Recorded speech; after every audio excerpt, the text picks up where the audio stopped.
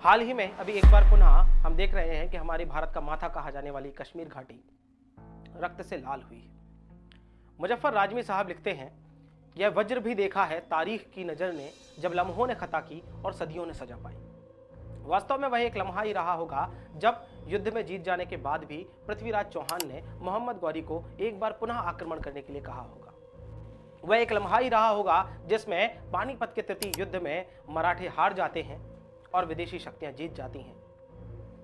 वह एक लम्हा ही रहा होगा जिस समय धार्मिक आक्रांता इतने शक्तिशाली हो जाते हैं कि वे धर्म की वास्तविक परिभाषाओं को ही बदल देते हैं। ऐसा ही एक लम्हा 1948 में हमारे कश्मीर के भाग्य में भी आया, जब हमारे तात्कालिक प्रधानमंत्री पंडित जवाहरलाल नेहरू के द्वारा यूएनओ में इस बात की घोषणा कर दी जाती है कि भारत शांति की अभिलाषा से श्वेत कबूतर उड़ाएगा और युद्ध को विराम कर देगा।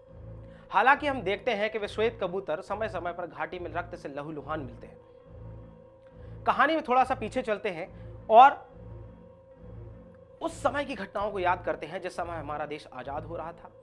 लॉर्ड माउंटबेटन भारत में आए और उन्होंने यह घोषणा की कि भारत में जो देशी रियासतें हैं वे चाहें तो भारत में शामिल हो सकती हैं या पाकिस्तान में शामिल हो सकती हैं। इसमें से ही एक देशी रियासत हुआ करती थी हमारी कश्मीर, जहां के राजा हुआ करते थे हरि सिंह, और हरि सिंह ने यह घोषणा की कि हम ना तो भारत में शामिल होंगे और ना ही पाकिस्तान में, और इस तरह कश्मीर को एक स्वतंत्र देश के रूप में स्थापित करने का प्रयास किया गया। हालांकि यह प्रयास ज्यादा दिनों तक सफल नहीं हो पाया और 24 अक्टूबर 1947 को पाकिस्तान की सेना ने कबाइलियों के भेष में कश्मीर के ऊपर आक्रमण कर दिया। राजा हरि सिंह को ज्यादा समझ में नहीं आया और उन्होंने भारत से सहायता मांगी, लेकिन वे उस समय तक भारत का हिस्सा नहीं थे। इस वजह से दो देशों की लड़ाई में भारत अपनी सेना नहीं भेज सकता था। तात्कालिक गृह मंत्री सरदार वल्लभ भाई पटेल और माउंटबेटन के द्वारा यह साफ साफ कह दिया गया कि हम आपकी कोई सहायता नहीं कर पाएंगे जब तक आप भारत के इंस्ट्रूमेंट ऑफ एक्सेशन यानी भारत के विलय पत्र पर हस्ताक्षर नहीं कर। तारीख तय हुई 26 अक्टूबर 1947 को कश्मीर ने भारत के साथ शामिल होने के प्रपत्र पर हस्ताक्षर कर दिए। कश्मीर भारत का हिस्सा बन गया और भारत की सेना जो कबायली के रूप में पाकिस्तानी सेना आई थी उसके ऊपर आक्रमण करने के लिए पहुंच जाती है। युद्ध चल ही रहा होता है, तब तक पाकिस्तानी सेना ने कश्मीर का बहुत बड़ा हिस्सा कब्जा कर लिया था।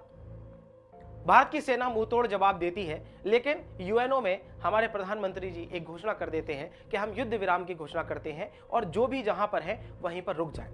और इस तरह कश्मीर का एक बड़ा हिस्सा हमारे देश के हाथ से निकल जाता है, जिसे हम आज पीओके के नाम से जानते हैं, पाकिस्तान ऑक्यूपाइड कश्मीर के नाम से जानते हैं। पाकिस्तान इसे आजाद कश्मीर कहता है और जो बचा हुआ कश्मीर है समय समय पर उस कश्मीर को अपने देश में मिलाने के लिए तमाम प्रकार की आतंकवादी घटनाओं को अंजाम देता है। पहलगांव की घटना उसी की एक कड़ी है। इससे पहले भी कई घटनाएं हो चुकी हैं। फिलहाल में यह मुद्दा अभी भी विवादित बना हुआ है और जब तक यह मुद्दा सुलझ नहीं जाता है कश्मीर का क्षेत्र बड़ा ही सेंसिटिव क्षेत्र बना रहेगा।